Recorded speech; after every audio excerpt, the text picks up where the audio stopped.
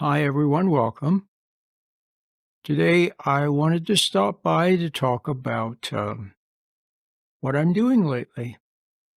One of the things I'm doing is I'm enjoying listening to Father Thomas Dubay talk about contemplation and John of the Cross and Teresa of Avila. Father Dubay traveled around the country for many years, and he talked about, he did retreats and talked about, especially about contemplation, contemplative prayer.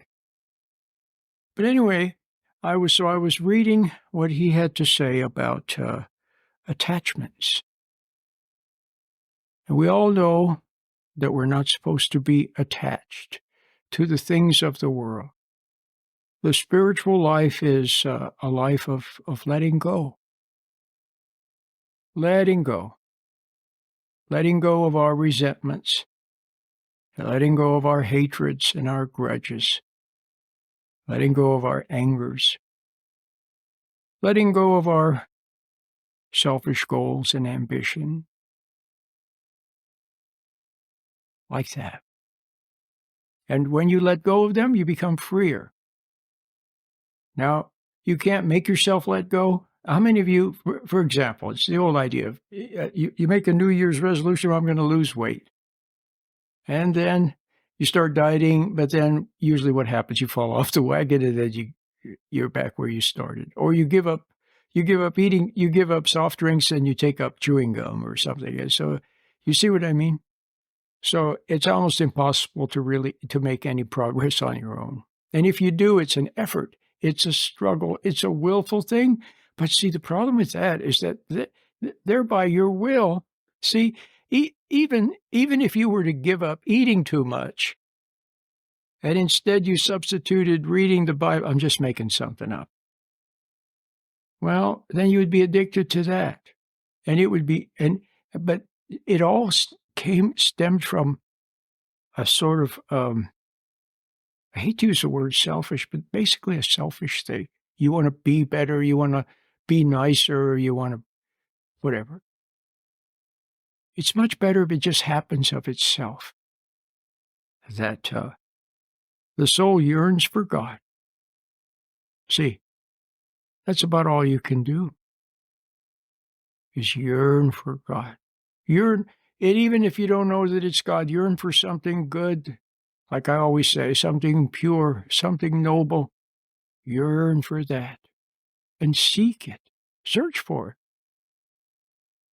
And the sincere soul won't accept any substitute. Yeah, you try this religion and this practice and that practice, and this self-help and that self-help, and this group and that group, and this church and that church. You try them all. Something's missing. You try it for a while. You may even get caught up with it, especially when you're young. You get caught up with it for a while, but then gradually you drift away. You see, it's not, there's something missing. And you keep searching until you find the real thing. And the real thing is the touch of God. And you begin to see the truth in His light. He turns up the light. I always say He turns up the dimmer switch a little bit. And now you see, oh, I hated my mom. And I'm still resenting my dad. I still have a grudge against my dad for failing me. And I'm still angry at my brother. And I'm still judging. See what I mean? You see that. It's painful to see it. But now you're seeing it in God's light. And instead of trying to duck it, instead of trying to push it under the carpet, instead of trying to deny it, instead of resenting seeing it, you're willing to see it. And it's a little bit painful, or very painful, but you see it. And now you're glad to see it. You're glad to come clean. And that's the beginning. See? And it's God's will. He reaches down, He says, okay, looks like she's ready. All right. He turns up the light a little bit. Now you see. And the first thing you're going to see, you're not going to see angels and shining lights and beautiful spiritual principles.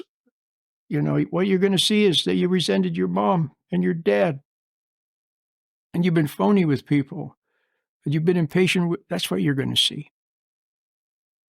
And if you could bear the pain of seeing it,